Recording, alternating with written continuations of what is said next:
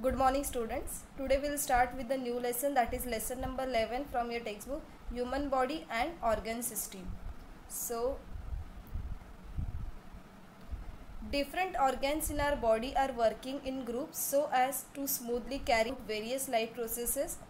There are different organs which are present in our body. They are working together to smoothly carry out various life processes. These life processes takes place in various steps. Specific organs carry out the specific steps. Group of organs working together to perform a specific function is called as organ system. So what is the definition for organ system? Organ system means a group of organs working together to perform a specific function is called as organ system. Various organ systems like digestive system. Now there are various organ systems like digestive system, respiratory system, circulatory system, nervous system, excretory system, reproductive system, skeletal system, muscular system, etc. are functioning in our body. So these are the different systems which are functioning in our body. To carry out the system smoothly, there are group of organs, they work together to perform a specific functions, that is called as organ system. And these are the different organ systems which are present in our body, where a group of organs they work together to carry out these processes. Okay, so these are the different organ systems like digestive system, excretory system, nervous system, circulatory system, respiratory system, reproductive system, skeletal system and muscular system. So this is about organ systems. Energy is essential to operate all the life processes in human body. To carry out all the life processes we need energy.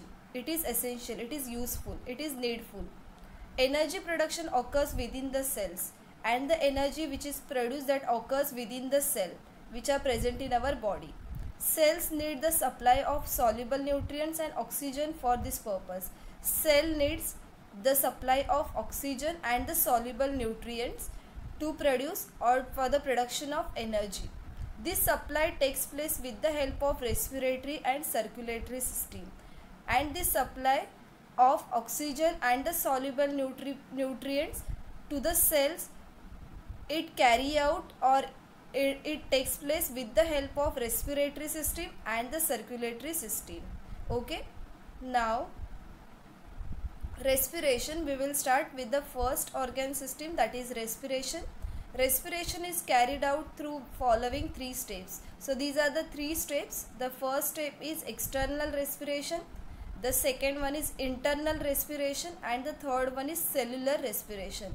So respiration is carried out through following three steps. Okay, and to carry out all the life processes in our body we need energy which is produced within the cells. Okay, cells require the oxygen and the soluble nutrients, okay, which is provided through the different systems like respiratory and circulatory system. So this supply of oxygen and the soluble nutrients it takes place with the help of respiratory and the circulatory system. Okay, after that we have started with respiration. Respiration is carried out through the following three steps. So these are the three steps. The first one is external respiration, second one is internal respiration, and the third one is cellular respiration. Now we'll start with the first one, that is external respiration.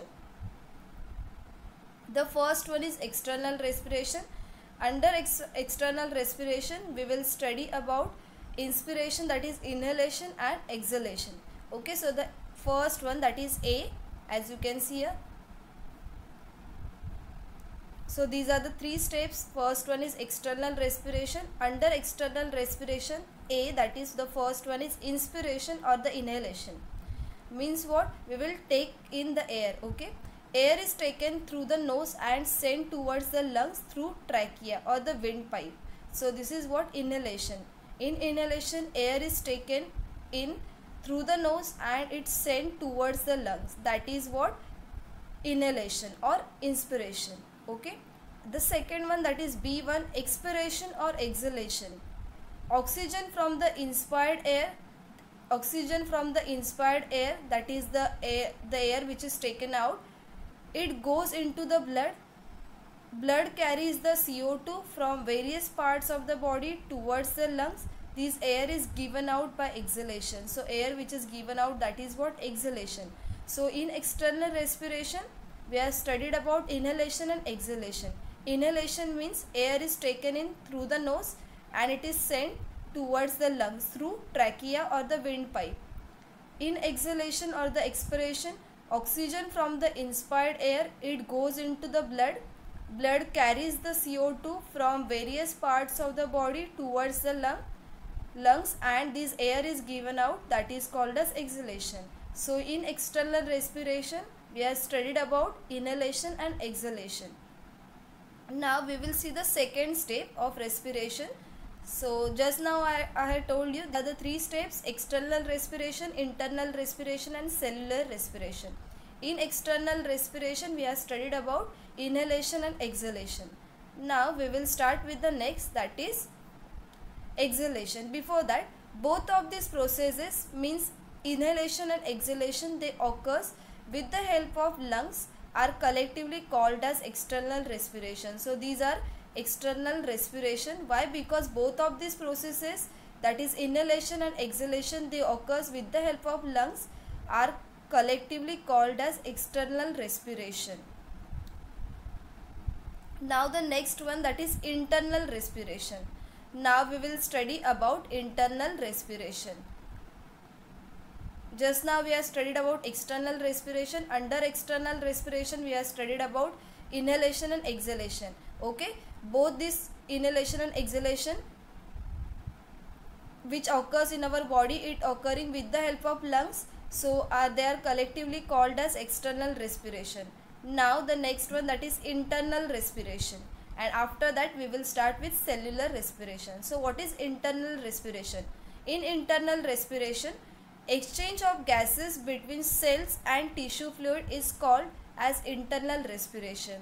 So internal respiration means exchange of gases between cells and the tissue fluid, it is called as internal respiration.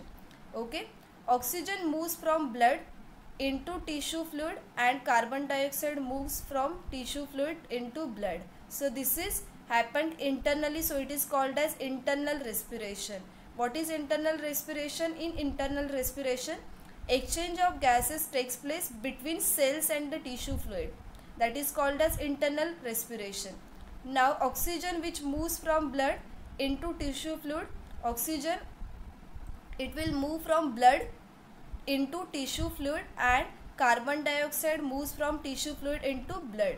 So this is called as internal respiration. So till now we have studied about the process of respiration. It carries with the three steps. The first one is external respiration, second one is internal respiration, and the third one is cellular respiration. So we have studied about external respiration. Under external respiration, we have studied about inhalation and exhalation. This is second one, that is internal respiration. Internal respiration means exchange of gases between cells and tissue fluid is called as internal respiration.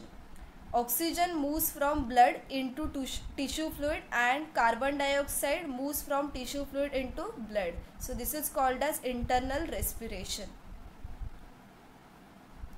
Now the last type of respiration, that is cellular respiration. The last type of respiration, cellular respiration. Dissolved nutrients like glucose are slowly burned, that is oxidized, with the help of oxygen, and energy is released in the form of ATP. ATP is adenosine triphosphate, right? So dissolved nutrients like glucose, they are slowly burned. Slowly burned means they are oxidized with the help of oxygen, and they produce or they release energy, that is in the form of ATP, adenosine triphosphate. ATP, the full form is adenosine triphosphate. Waste materials like CO2 and water vapors are produced during this process. So during this process, the waste materials like carbon dioxide and water vapors, they are produced. Cellular respiration can be summarized as follows. Now the reaction is given, that is, as you can see here, glucose C6H12O6. they oxidized, okay, they slowly burn or the oxidize with the help of oxygen, that is 6O2, 6 molecules of oxygen. It gives CO2, that is carbon dioxide, water, H2O, and energy in the form of 38 ATP, 38 molecules of adenosine triphosphate, that is 38 ATP. So this is energy. Okay, so this is about cellular respiration. In cellular respiration, dissolved nutrients like glucose are slowly burned.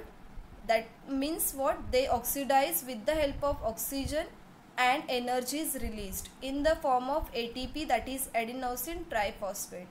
And the waste materials like CO2 and water vapor, that you can see here.